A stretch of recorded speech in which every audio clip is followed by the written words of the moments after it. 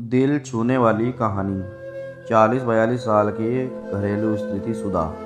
भरा पूरा परिवार था, धन धनाए में कोई कमी नहीं थी। सुधा भी खुश रहती थी अपने घर संस्कार में, लेकिन कभी कभी अचानक बेचैन होती। इसका कारण वह खुद भी नहीं जानती थी। पति उससे हमेशा पूछते कि उसे क्या परेशानी है, पर वह इस बात का कोई उत्तर नहीं दे पाती। तीनों ही बच्चे बड़े हो गए थे।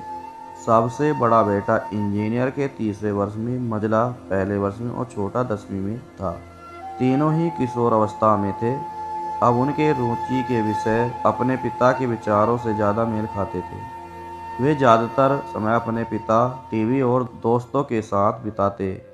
सुधा चाहती कि तीनों बेटे उसके साथ कुछ समय बिताएं, पर उनकी रुचियां कुछ अलग थीं। अब वे तीनों ही बच्चे नहीं रहे थे, धीरे धीरे पुरुष बनते जा रहे थे। एक सुबह सुधा ने अपने पति से कहा, मेरी खुशी के लिए आप कुछ करेंगे? पति ने कहा, हाँ हाँ, क्यों नहीं, तुम कहो तो सही। सुधा सहमते हुए बोली, मैं एक बेटी गोद लेना चाहती हूँ। पति को आश्चर्य हुआ, पर सुधा ने कहा, सवाल जवाब मत करिए प्लीज। तीनों बच्चों के सामने यह प्रस्ताव रखा गया।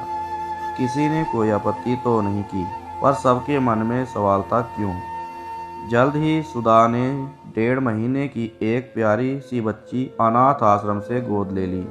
3 बार मातृ का स्वाद चखने के बाद भी आज उसमें वात्सल्य की कोई कमी नहीं थी। बच्ची के आने की खुशी में सुधा और उसके पति ने एक समारोह का आयोजन किया।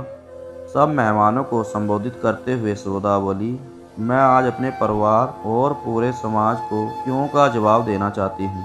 मेरे ख्याल से हर घर में एक बेटी का होना बहुत जरूरी है।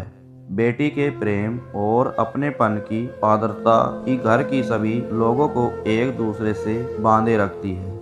3 बेटे होने के बावजूद मैं संतुष्ट नहीं थी। मैं स्वयं की परछाई इसमें से किसी में नहीं ढूंढ पाती। बेटी शक्ति है, सृजन का स्रोत है। मुझे दुख ही नहीं, पीड़ा भी होती है जब मैं देखती हूँ किसी स्त्री ने अपने भ्रूण की हत्या बेटी होने के कारण कर दी। मैं समझती हूँ कि मेरे पति का वंश जरूर ये तीनों बेटे बढ़ाएंगे, पर मेरे मातृ का वंश तो एक बेटी ही बढ़ा सकती है। दोस्तों, यह स्टोरी पसंद आएगी, लाइक, सब्सक्राइब, शेयर करें।